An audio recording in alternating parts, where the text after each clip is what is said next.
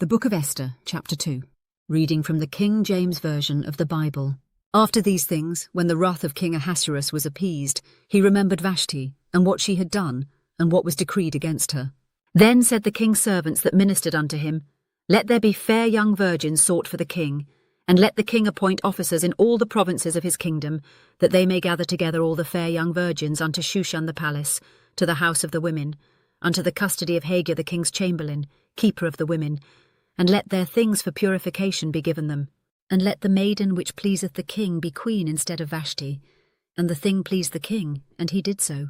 Now in Shushan the palace there was a certain Jew, whose name was Mordecai, the son of Jair, the son of Shimei, the son of Kish, a Benjamite, who had been carried away from Jerusalem with the captivity which had been carried away with Jeconiah king of Judah, whom Nebuchadnezzar the king of Babylon had carried away. And he brought up Hadassah, that is, Esther, his uncle's daughter, for she had neither father nor mother, and the maid was fair and beautiful, whom Mordecai, when her father and mother were dead, took for his own daughter. So it came to pass, when the king's commandment and his decree was heard, and when many maidens were gathered together unto Shushan the palace, to the custody of Hege, that Esther was brought also unto the king's house, to the custody of Hege, keeper of the women. And the maiden pleased him, and she obtained kindness of him. And he speedily gave her things for purification, with such things as belonged to her, and 7 maidens, which were meet to be given her out of the king's house. And he preferred her and her maids unto the best place of the house of the women. Esther had not showed her people nor her kindred, for Mordecai had charged her that she should not show it. And Mordecai walked every day before the court of the women's house, to know how Esther did, and what should become of her. Now when every maid's turn was come to go in to King Ahasuerus, after that she had been 12 months, according to the manner of the women, for so were the days of their purifications accomplished, to wit, 6 months with oil of myrrh, and 6 months with sweet odours, and with other things for the purifying of the women. Then thus came every maiden unto the king. Whatsoever she desired was given her to go with her out of the house of the women unto the king's house.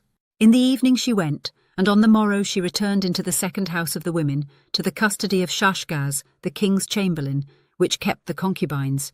She came in unto the king no more, except the king delighted in her, and that she were called by name.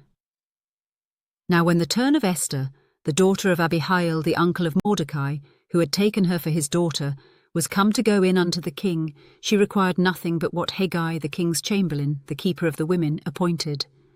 And Esther obtained favour in the sight of all them that looked upon her.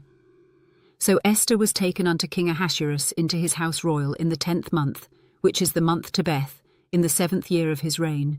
And the king loved Esther above all the women, and she obtained grace and favour in his sight more than all the virgins, so that he set the royal crown upon her head, and made her queen instead of Vashti.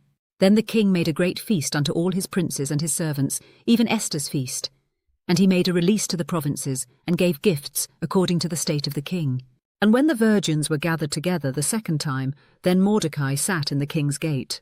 Esther had not yet showed her kindred nor her people, as Mordecai had charged her, for Esther did the commandment of Mordecai, like as when she was brought up with him. In those days, while Mordecai sat in the king's gate, 2 of the king's chamberlains, Bigthan and Teresh, of those which kept the door, were wroth, and sought to lay hands on the king Ahasuerus.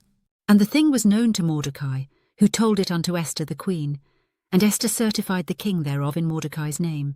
And when inquisition was made of the matter, it was found out.